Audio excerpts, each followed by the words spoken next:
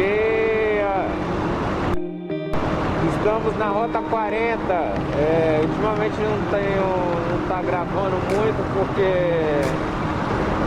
muitas coisas aconteceram. Saímos de El Calafate, do tempo bom, bonito, assim como esse. Mas chegamos em Três Lagos, fomos barrados pela polícia para prosseguir, pois o rípio da rota 40, o rípio da rota 288 não estava passando. Choveu muito nos últimos dias e ao barro impedia das pessoas de passarem. Ficamos um dia em Três Lagos, acordamos cedo. Tivemos a informação que o da 40 estava bom, dava para passar. Não filmei por causa que a Gopro fica numa posição bem vulnerável. Então, se caso nós caíssemos, poderia machucar. Então, acabei não gravando. Passamos pelos trilhos dos carros, de boa, sem nenhum problema e conseguimos passar. A moto, baixamos a calibragem dos pneus para ter mais aderência, que pensávamos que era puro rípio. E não deu nada, a moto passou, tinha uma parte fofa, a gente diminuiu a velocidade, mas tinha trechos de atingir até 80 km por hora. Então vencemos a parte ruim, abastecemos o governador Gregório, abastecemos em Caracóis.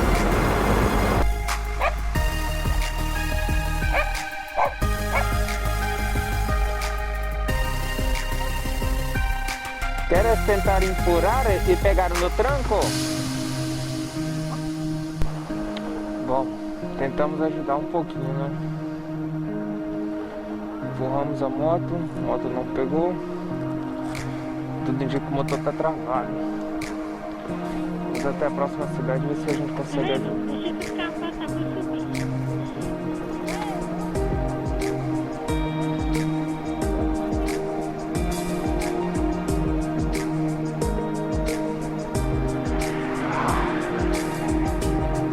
Polícia? Não. Uma coisa de turismo.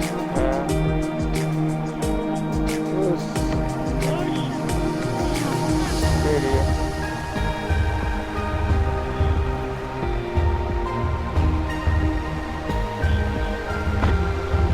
Boa sorte.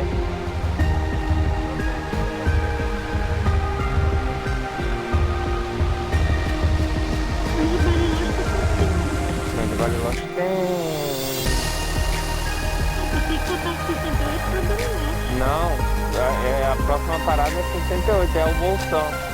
A Bariloche está daqui a 200 km praticamente. 200.